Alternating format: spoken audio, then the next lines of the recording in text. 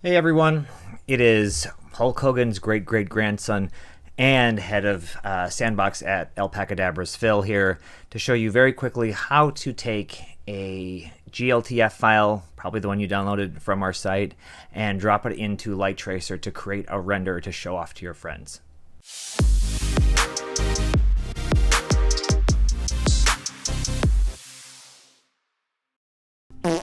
Hey everyone, welcome to LightTracer. I'm going to show you very quickly how to import your GLTF of your Paca into this into a scene and export it so that you can share it out with the whole world to see. So all we need to do is open up LightTracer. There's a web version of this as well. I'm using the desktop version, but once you're in the program, navigate to where you've got your GLTF.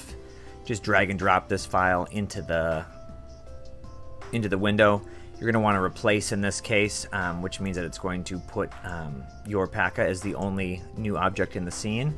And so there you go. So already we've got our Paca in the scene. We've got the lighting set up. What we need to do next is adjust this and decide what we're going to do with it. In this case, I think we are going to export this with a gradient background. And so one of the tricks to doing that is adding a floor. And so the floor helps give it some dimension as to where it lives. So under the plus sign here in the scene explorer, you can see these basic shapes. I picked the model stand, that's the square floor.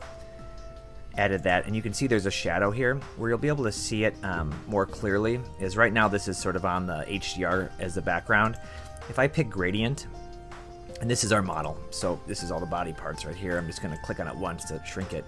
So this is the floor scene, and I'm going to toggle on the visibility.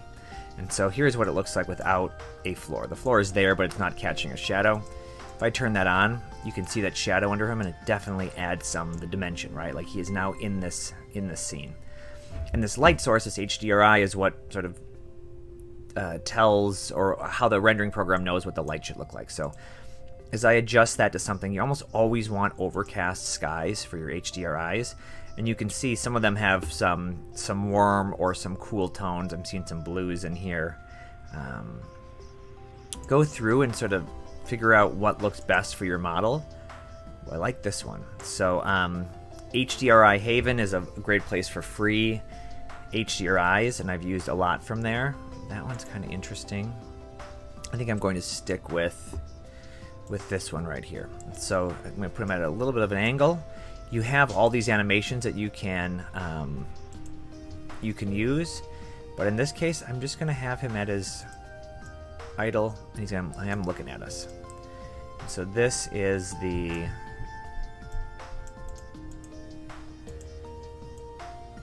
I like that actually. There we go. So I just went through the animation frames until I found one that I liked. I left it there. I look at the settings. You can adjust these however you want. Right now this is at a 16:9 size frame. I might actually like this better as a 1:1, more square for Instagram to show off. I use the mouse wheel to sort of scroll in a little bit to get a little bit closer to him and center him. And then I'm going to up the resolution. Right now it's at 1000 by 1000. I'm going to make this 2000. And so the framing doesn't change at all, but the amount of time to render may change slightly. You can, for these Paca models, actually, fast works just as well as normal. There's no reason to set it to quality. There isn't enough, materials don't have enough properties that you would notice a difference. But I'm done at this point. I'm ready to rock and roll. You can obviously change the background if you'd like. If you say, hey, this gray and black is a little boring, I would love to give my color maybe a little bit of some yellow in there. Do we like a yellow background? Oof, I don't know. How about some green? Oh, there we go. I like the greens. This color, this sort of bluish teal maybe, I think looks really nice. That's my my asset now. If you're seeing a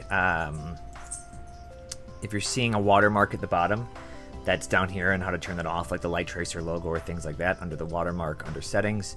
But otherwise, you should be good to export this. And so it's as simple as clicking on the File menu, Export Image, and saving it as a JPEG or a PNG. And there you go. Easy. That was exporting a version of your model in LightTracer. Thanks.